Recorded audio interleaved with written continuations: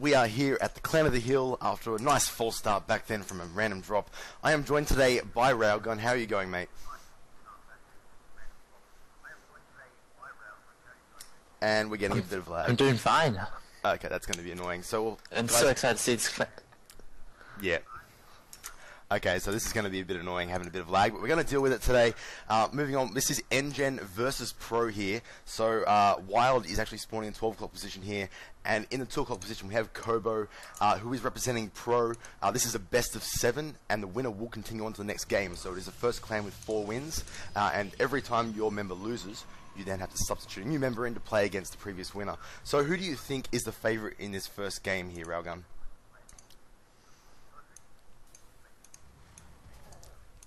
To be completely honest, I'm not too familiar with the members of both clans, but I think nGenWild is slightly favored in this matchup. Okay.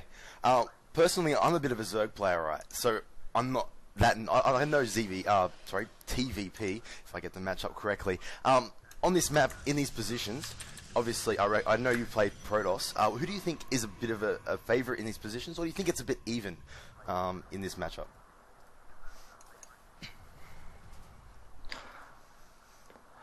In these positions, I like Protoss because Protoss can expand quite easily, as the distances between both bases is quite long, and if Protoss gets late game, it's really in Protoss' favor with Sidestorm and Colossus.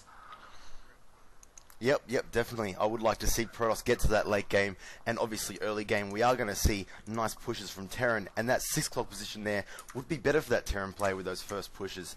Don't you agree?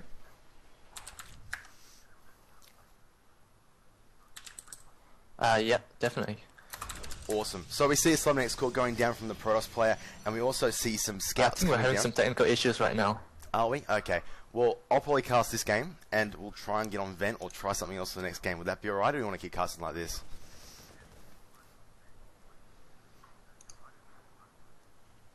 No, go ahead.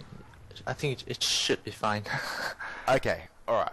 So, anyway, as we have a bit of lag as well, obviously organising this kind of King of the Hill, we are going to have technical difficulties. This being the first one, we do have a lot of members that need to be sort of viewing the game, that kind of stuff, so it is going to be a bit of an issue. Obviously, we have tried testing this, and not living in the same area, we are experiencing a bit of lag, but we are actually seeing this Pro here getting chased out. We are also seeing a fast expand by Wild, which is quite interesting, seeing as he's just gone Rax expand, not taken any gas yet. I think that's quite interesting. Well, I mean, if you're still there, what do you think about that? How should the Protoss react to this?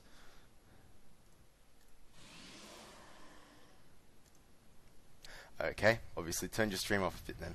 That's cool. Alright, so we are actually seeing Bunker go down here. I will just cast this game by myself. We'll try and sort out something else for next game. We tried to have 2 casters going, guys, and thanks for being a bit patient there. So we get a bit more lag. That's a bit annoying.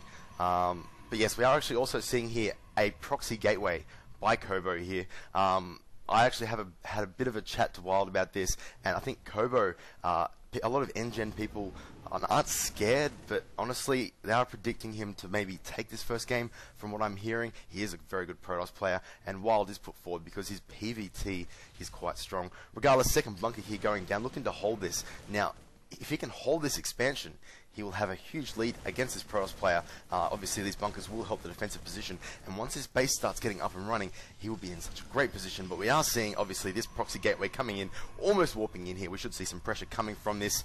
I don't know how Wild's going to react to this. I'm just going to check real quickly now. Has he seen it? Of course, he hasn't seen it. There's no reason to walk that way. We're actually seeing a second gateway spawning there, so this is going to be really crazy pressure. Although Wild responding with 4 racks in his main, so making good use of that economy he's going to start getting the 4 racks up early, so as soon as that economy starts kicking in, he can start pumping out Marines, or if he gets Tech Labs, Marauders. But he's only just taking his refinery now, so gas will be a bit low. COTH here putting pressure on with these bunkers, killing this one on the end here. This one here is going to need some repairing soon. Good micro pulling that Stalker back, which was low on health, but he is pulling SCVs out to repair this, and that will not die with 3 SCVs there repairing it.